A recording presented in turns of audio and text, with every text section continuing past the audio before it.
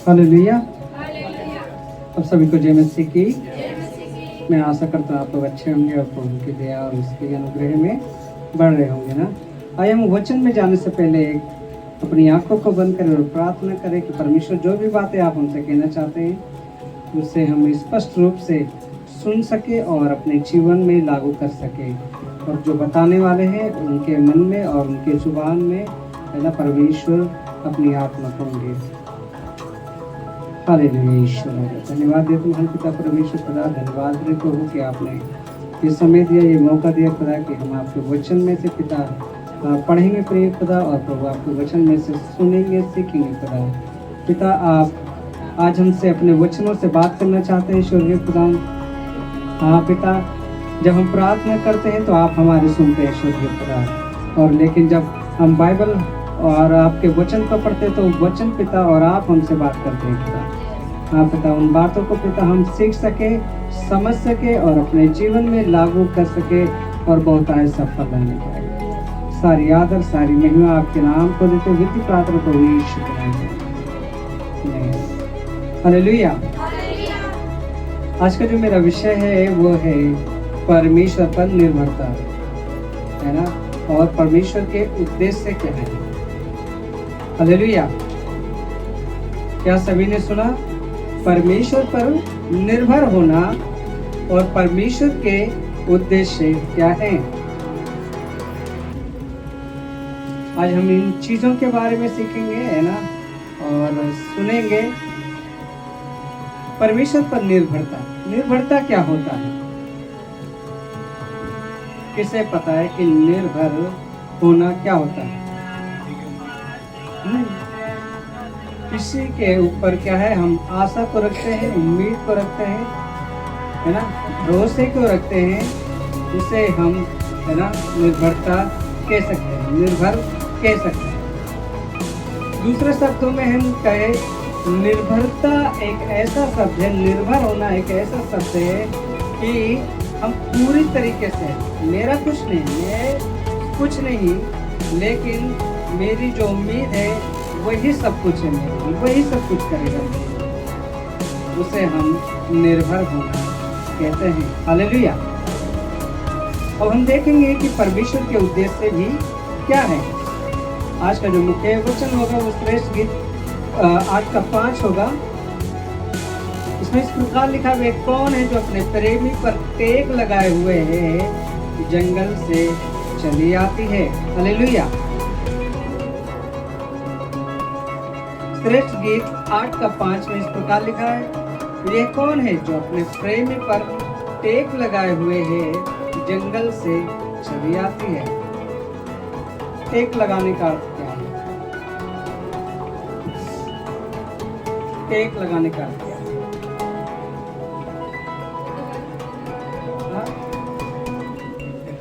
किसी सहारे में खड़े होना, है ना, किसी सहारे में बैठ जाना, है ना। हमें भरोसा है कि दीवार पीछे जाएगी नहीं, है ना, उसे हम क्या है, जब बैठते हैं तो टेक लगा के बैठ जाते हैं, है ना। और कई लोग, कई मूवियों में आपने देखा होगा, कई लोग खड़े खड़े दीवार पे ऐसे सो जाते हैं टेक लगा के, है ना। यह एक वचन जो है ये सवाल से शुरू होता है। ये वचन जो है एक सवाल से शुरू होता है, जो अपने प्रेमी पर टेक लगाए हुए जंगल से चली आती है। वचन क्या कहता है? वह कौन है जो अपने प्रेमी पर टेक लगाए हुए है, जंगल से चली आती है। हालेलुया। है ना। तो इसका उत्तर यह है कि मैं हूं, है ना, या आप हो सकते हैं। हम जो टेक लगाए हुए हैं, है ना, वो जो हमारा प्रेमी है वो कौन है?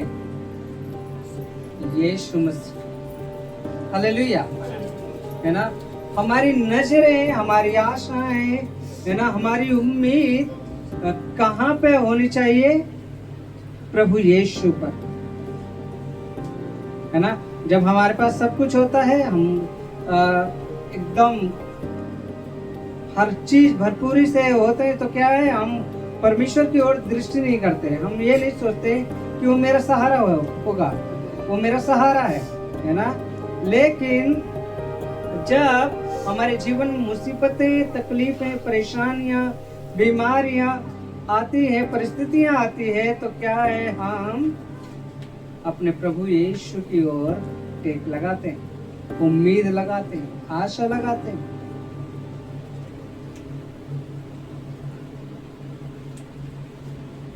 प्रभु यीशु पर टेक लगाने का अर्थ है कलीसिया को या विश्वासियों को अपने प्रिय यीशु पर अपनी निर्भरता पर रखना होगा। हालेलुया, है ना। तो जैसे कि मैंने बताया, टेक लगाने का अर्थ है कि सहारा लेना या पूरी तरीके से उस पर निर्भर होना।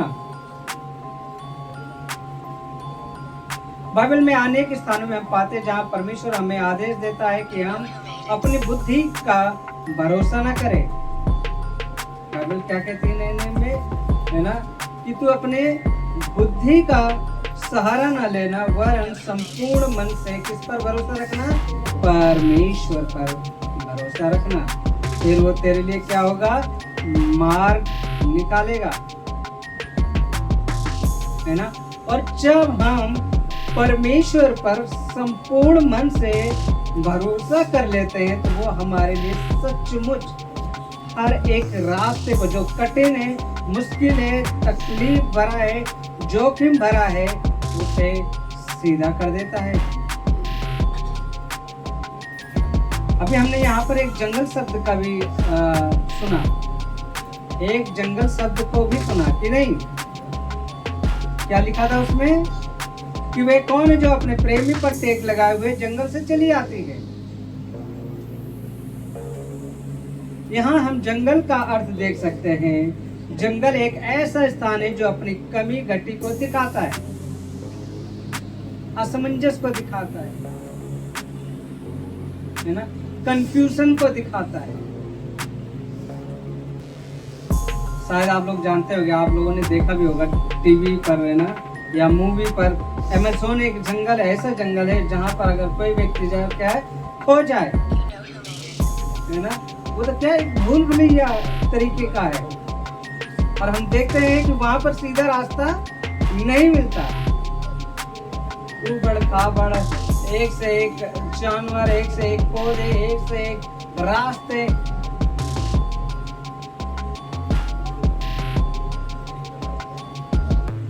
है ना। तो जंगल एक ऐसा स्थान है जो कमी घटी को दिखाता है, असमंजस को दिखाता है, जहां हमारे जीवन में कोई रास्ता नहीं दिखता है या कुछ नहीं सूझता। वो स्थान जंगल को इशारा करता है। हालेलुया, है ना। चाहे कोई क्यों ना हो इस दुनिया में, हर एक व्यक्ति को इस जंगल जैसी परिस्थिति से होकर अवश्य गुजरना होता है। सबके जीवन में कोई ना कोई ऐसी एक कठिनाई, ऐसी परिस्थिति, ऐसी तकलीफ, ऐसी बीमारी आ जाती है जिसमें से उसे होकर गुजरना पड़ता है। हालेलुया। और यदि हमारा भरोसा, हमारा जो उम्मीद है, हमारा जो निर्भरता है, वो अगर परमेश्वर पर है तो हम क्या है, उससे आसानी से पार कर जाते हैं। उन सभी मुसीबतों से, उन सभी तकलीफों से, उन सभी बीमारियों से। और यदि हम अपनी बुद्धि का सहारा लेते हैं तो हम क्या है, उसमें उलझ जाते हैं। धागे को खोलो और उसको अच्छे से लपेट दो, फिर क्या उसको खोल पाएंगे आप, सीधा कर पाएंगे? नहीं। वैसे ही अगर हम अपनी बुद्धि का इस्तेमाल करेंगे, हम अपनी सोच का इस्तेमाल करेंगे, हम कभी भी बाहर नहीं निकल सकते। जंगल एक परीक्षा को भी दिखाता है। जब हम जंगल से बाहर निकलते हैं तो परिपक्व हो जाते हैं, मजबूत होकर निकलते हैं। हमारे जीवन में परिस्थितियां, तकलीफें, बीमारी, है ना, परेशानियां, जब हम उससे पार हो जाते हैं तो हमें क्या हो जाता है, एक्सपीरियंस हो जाता है, अनुभव हो जाता है। हमें पता चल जाता है कि हाँ, उस परेशानी से, उस बीमारी से, उस तकलीफ से मैं कैसे निकला, कहाँ कमी रही, कहाँ नहीं कमी रही, कि उसमें टाइम लगा, है ना। हम देखते हैं अगर हम अपनी बुद्धि का सहारा लेते हैं तो मैंने क्या कहा कि हम उलझे हुए रहते हैं। एक उदाहरण हम और देखेंगे, व्यवस्था विवरण 8 का 2 और 3। इसमें इस प्रकार लिखा है, स्मरण रख कि तेरा परमेश्वर यहोवा, है ना, 39 वर्षों में तुझे सारे जंगल के मार्ग में इसलिए ले आया कि वह तुझे नम्र बनाए और तेरी परीक्षा करे, यह जान ले कि तेरे मन में क्या क्या है और तू उसकी आज्ञाओं का पालन करेगा या नहीं। उसने तुझको नम्र बनाया और भूखा भी होने दिया, फिर वह मन्ना जिसे तू और न तेरे पुरखा ही जानते थे, वही तुझको खिलाया, इसलिए कि वह तुझको सिखाए कि मनुष्य केवल रोटी से ही नहीं जीवित रहेगा, परंतु जो जो वचन परमेश्वर के मुंह से निकलते हैं उन सब से वह जीवित रहेगा। हालेलुया। हम यहाँ पे 2 उदाहरण देखेंगे, है ना। पहला उदाहरण हम इजरायलियों का ही देख लेते हैं। हमारे ट्यूसडे की प्रेयर मीटिंग होती है, बाइबल स्टडी होती है, जिसमें हम सीख रहे हैं ना कि परमेश्वर ने कैसे इजरायलियों को मिस्र की गुलामी से, है ना, 400 से अधिक वर्षों की गुलामी से परमेश्वर ने उन्हें कितने चिन्ह चमत्कार दिखाते हुए बाहर निकाला। वो रास्ते में लेकर आया और परमेश्वर ने वादा किया, मैं तुझे एक ऐसा देश दूंगा जहां पर दूध और दाख मधु की नदियां बहती है। हालेलुया, है ना। और जब हम देखते हैं कि परमेश्वर ने जब निकाला है वहां पर उन्हें, तो वो क्या करते हैं, बीच बीच में कुड़कुड़ाते हैं, ओ हमारे लिए भोजन नहीं, हमारे लिए पीने के लिए पानी नहीं, है ना, हमारे लिए, है ना, अच्छे मीट नहीं, गोश्त नहीं, इस तरीके के वो कुड़कुड़ाते हैं,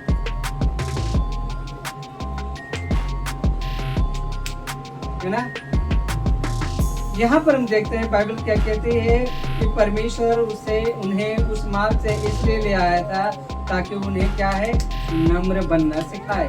पर वो क्या कर रहे थे, कुड़कुड़ाते, है ना, घमंड करते थे, चिढ़ते थे। कई बार तो मूसा को घेर लेते थे मारने के लिए, हारून को मारने के लिए घेर लेते थे, है ना। यहाँ पर देखते हुए तेरी परीक्षा करके क्या करे, ये जान ले कि तेरे मन में क्या क्या है, क्या तू परमेश्वर के हर एक उपकार को सोचता है, याद करता है, उसे धन्य कहता है। परीक्षा ले रहा था परमेश्वर, लेकिन वो क्या कर रहे थे, कुड़कुड़ा रहे, है ना। कई बार परमेश्वर ने उन्हें भूखा रखा जानबूझ के, ताकि क्या है, वो निर्भरता दिखाए कि परमेश्वर, हम सब इस जंगल से निकल आए हैं, है ना, उस दलदल से निकल आए, उस गुलामी से निकल आए। परमेश्वर अब हम भूखे हैं, हम प्यासे हैं, हमारे लिए भोजन उपलब्ध करा। तो क्या परमेश्वर उन्हें आसानी से नहीं देता? बजाय इन शब्दों के इस्तेमाल के वो क्या करते थे, बक बक बक बक बक बक कर रहे थे। मूसा को चिल्ला रहे थे, अरे तू हमें यहाँ मारने के लिए ले आया, इससे अच्छा तो हम मिस्र में ही थे, है ना। मिस्र की गुलामी ठीक थी हमारे इस जंगल में रहने से। परमेश्वर उन्हें क्या है, नम्र बनाना चाहता था, है ना। और हमारा परमेश्वर ऐसा नहीं है। बाइबल कहते हैं कि तुम में से ऐसा कौन सा मनुष्य है जो तुम्हारा बेटा रोटी मांगे और तुम उसे पत्थर दो? ऐसा है क्या? जब तुम, है ना, मनुष्य होके ऐसा नहीं कर सकते, तो हमारे जो सर्वशक्तिमान परमेश्वर है वो हमें उत्तम भोजन और उत्तम वस्तुएं क्यों न देगा। हालेलुया। बचा है नम्रता के साथ मांगने से, दीन होकर मांगने से, दीनता के साथ परमेश्वर के सम्मुख आने से वे लोग क्या है, कुड़कुड़ाते थे, है ना। हम देखते हैं कि परमेश्वर उनके लिए मन्ना तक बरसाता था। जब वो प्यासे तो होते थे, बोलता था चट्टान में से पानी निकाल देता था। सोचे चट्टान में से कौन पानी निकाल देता। सोच से उन्हें उत्तम भोजन दे रहा है, फिर भी वो क्या है, उस समय परमेश्वर के किए हुए उपकार को पीछे भूल जाते हैं, छोड़ देते हैं और फिर नई समस्या के लिए परमेश्वर की ओर, है ना, कुड़कुड़ाते हैं और दुहाई देते हैं। दूसरा मैं उदाहरण बताना चाहूंगा यीशु मसीह का। यीशु मसीह जब 40 दिन के उपवास में थे, कितने दिन के? 40 दिन के उपवास में थे। और जब वो 40 दिन पूरा हुआ, शैतान ने क्या किया? परीक्षा। यहाँ पर भी परीक्षा हो रहा है और वहां देखे यीशु का भी परीक्षा हुआ, है ना। शैतान क्या कह रहा है? तू आज्ञा दे, ये पत्थर क्या बन जाए? रोटी बन जाएगा। यीशु ने कहा, लिखा है ना, कि मनुष्य केवल रोटी से ही नहीं, परमेश्वर के हर एक वचन से जीवित रहेगा। हालेलुया। ये वचन हमें सिखाता है कि इस्राएलियों को मिस्र से आजाद कराकर परमेश्वर ने जंगल में लेकर आया और चाहा कि वे नम्र बने। उनके पास घमंड करने के लिए कुछ भी नहीं था, लेकिन फिर भी वे नम्र नहीं थे। एक ऐसा होता ना कि अरे मेरे पास धन है, दौलत है, सब कुछ है, तो घमंड आ ही जाता है ना मनुष्य में। लेकिन उनके पास कुछ भी नहीं था, फिर भी वे क्या है, घमंड करते रहे। और इसी कारण से जो 40 दिन का सफर था, है ना, उन्हें 40 साल लग गए। अगर वो दीनता दिखाते, नम्रता दिखाते, परमेश्वर के प्रति धन्यवादित होते, है ना, तो वे क्या है, 40 दिन में उस वादे के हुए देश में पहुंच जाते। हालेलुया। वैसे ही हम सबके जीवन में ये उदाहरण है, ये सीख है कि हम सीखें कि परमेश्वर के सम्मुख हम दीन रहे, नम्र रहे। अपनी परिस्थितियों में, अपनी परेशानियों में, अपनी बीमारियों में, अपनी तकलीफों में परमेश्वर के सामने दीनता के साथ जाएं, नम्रता के साथ, गिड़गिड़ाहट के साथ। ऐसा नहीं, ओ मेरी प्रार्थना नहीं सुन रहा परमेश्वर, चलो मैं अब दूसरे पंडित के पास जाता हूँ, दूसरे मौलवी के पास जाता हूँ। शायद यहाँ से परमेश्वर नहीं सुन रहा, चलो मैं दूसरे स्थान में जाके देखता हूँ, वहां से जल्दी आराम मिल जाएगा। और यही चीजें परमेश्वर को नहीं भाती है। वे लोग जंगल में ही भटकते रहे, हालांकि परमेश्वर उनके साथ था। उनके लिए प्रतिदिन चमत्कार हो रहे थे। समुद्र 2 भाग होकर रास्ता बनाया गया। आग का खंभा बनकर परमेश्वर उन्हें भयंकर ठंड से बचाता था। दिन को बादल का छाया बनकर उनकी रक्षा करता था। भूखा होने पर, है ना, उन्हें मन्ना दिया जाता था। परमेश्वर हमारे जीवन में ऐसी आशीषें और बरकतें देना चाहता है जो हमने कभी कल्पना भी नहीं की, है ना। और हमारे माता पिता ने भी कभी इस विषय में नहीं सोचा होगा। ऐसी परमेश्वर हमें आशीष देना चाहता है। वो हमें आशीष का वारिस कहता है ना। अभी पिछले दिनों हम बाइबल स्टडी कर रहे थे, हमें पता चला, है ना, कि बिलाम से वहाँ का राजा जो है वो बोला कि उन्हें श्राप दे इस्राएली को, पर परमेश्वर ने कहा नहीं, वे लोग क्या है, आशीष के वारिस हो चुके हैं, आशीष के संतान हो चुके हैं, चुने हुए हैं। ऐसे ही हम सब मसीह यीशु के लहू के द्वारा चुन लिए गए हैं। हालेलुया, है ना। परमेश्वर केवल एक ही चीज चाहता है कि हम नम्र होकर परमेश्वर के आज्ञाकारी बने रहें, केवल स्वार्थ के लिए नहीं कि मेरा फायदा निकल जाए। उसके बाद कौन परमेश्वर, कौन यीशु, कौन कलीसिया, कौन चर्च, है ना। उस जंगल में ना तो कोई मेगा बाजार था, ना दुकान थी, ना सुपर मॉल था, लेकिन उस जंगल में उनकी सभी जरूरतें पूरी कर रहा था परमेश्वर। हालेलुया। उन्हें कपड़े खरीदने की जरूरत नहीं पड़ी, क्योंकि उनके कपड़े और जूते फटे ही नहीं और ना ही पुराने हुए। हालेलुया। उन्हें कोई खाना बनाना नहीं पड़ता था, उन्हें स्वर्ग से पका पकाया भोजन प्राप्त होता था। चट्टान से पानी मिल रहा था, जो असंभव है वो उनके लिए संभव हो रहा था। हालेलुया। और उन्हें एक बहुत धन्य आशा थी कि अपने देश कनान में जो दूध और मधु की धारा बहती है, देश का अपना स्थान मिलेगा। इसके बावजूद वे लोग नम्र नहीं हो रहे थे। उनका ये जंगल की परीक्षा को पास करना पूरी रीति से उनके ऊपर निर्भर था। हम सबके जीवन में भी लागू होता है, और ये पूरी रीति से निर्भर करता है कि हम अपनी बीमारी से निकलना चाहते हैं तो हमारा रास्ता क्या है। हमारी परिस्थिति से हम निकलना चाहते हैं तो वो रास्ता क्या है। हमारी तकलीफ से हमें निकलना है तो हमें वो रास्ता क्या है, केवल और केवल मसीह यीशु। हालेलुया। परमेश्वर उनके साथ था, परमेश्वर उन्हें रास्ता दिखा रहा था, परमेश्वर उन्हें अगुवाई कर रहा था, लेकिन वो उस पर निर्भर नहीं होना चाहते। वो एक हमारे भारत में एक वो नारा भी दिया गया है कि आत्मनिर्भर, है ना। हाँ, कुछ बातों के लिए हमें आत्मनिर्भर होना जरूरी है, अच्छा है, लेकिन अधिकतर समय में हमें परमेश्वर पर निर्भर होना बहुत जरूरी है। हर एक पल, हर एक सेकंड, है ना, हमें परमेश्वर की ओर दृष्टि करनी है ना। हमें परमेश्वर से पूछना है हर एक योजना के लिए, हर एक कार्य के लिए, हर एक वस्तु के लिए परमेश्वर से पूछना है।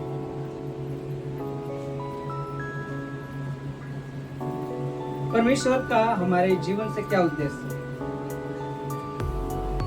ये जितना उनके विषय में सत्य है उतना ही आज हमारे विषय में भी सत्य है। यदि हम आज परमेश्वर के सम्मुख नम्र हो जाएंगे तो उतनी ही शीघ्रता से परमेश्वर की स्वर्गीय आशीषों के हम वारिस हो जाएंगे। हालेलुया। हमारे रुके काम, रुकी आशीषें, रुकी बरकतें हम पर प्रकट हो जाएंगी। हालेलुया। स्वर्ग हमारे लिए खुल जाएगा। परमेश्वर नम्र लोगों पर अनुग्रह करता है, लेकिन घमंडियों का सामना करता है। हालेलुया। पहला पत्रस 5:5 में इस प्रकार लिखा है, परमेश्वर नम्र लोगों पर अनुग्रह करता है, लेकिन घमंडियों का क्या करता है, सामना करता है। घमंड से चढ़ी हुई आंखें परमेश्वर को बिल्कुल भी नहीं भाती। जो अपने बुद्धि में बुद्धिमान बनता है, अक्लमंद बनता है और सोचता है कि मैं परमेश्वर से अधिक बुद्धिमान हूँ और सबसे बहुत तेज हूँ, तो क्या है, परमेश्वर को ये बातें पसंद नहीं आती। अगर होशे की पुस्तक अध्याय 2 उसका 14 और 15 हम देखें तो उसमें लिखा है, इसलिए देखो मैं उसे मोहित करके जंगल में ले जाऊंगा और वहां उससे शांति की बातें कहूंगा और वहीं मैं उसको दाख की बारियां दूंगा और आकोर की तराई को आशा का द्वार दूंगा। हालेलुया। यह परमेश्वर का वचन कह रहा है कि कई बार परमेश्वर हमें जानबूझकर जंगल के जैसी परिस्थिति में लेकर जाता है ना। ऐसी परिस्थिति में लेके जाता है ताकि हम क्या है, परमेश्वर की ओर दृष्टि करें, है ना, ताकि हमें वहां जंगल में दाख की बारियां एक बार ही नहीं बल्कि बहुत सी अंगूर की बागान हमें देना चाहता है, बहुत सी आशीषें हमें परमेश्वर देना चाहता है।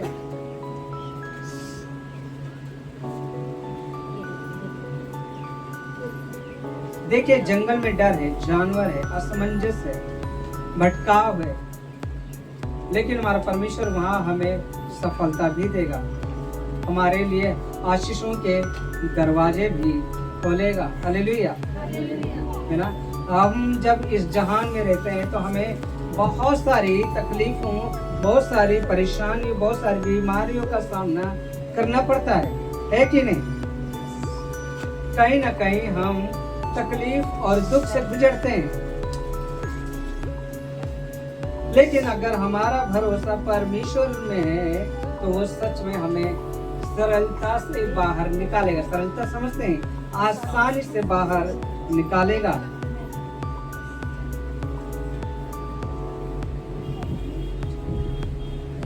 तो इसके लिए मैं क्या करूं, आज मैं क्या करूं, है ना।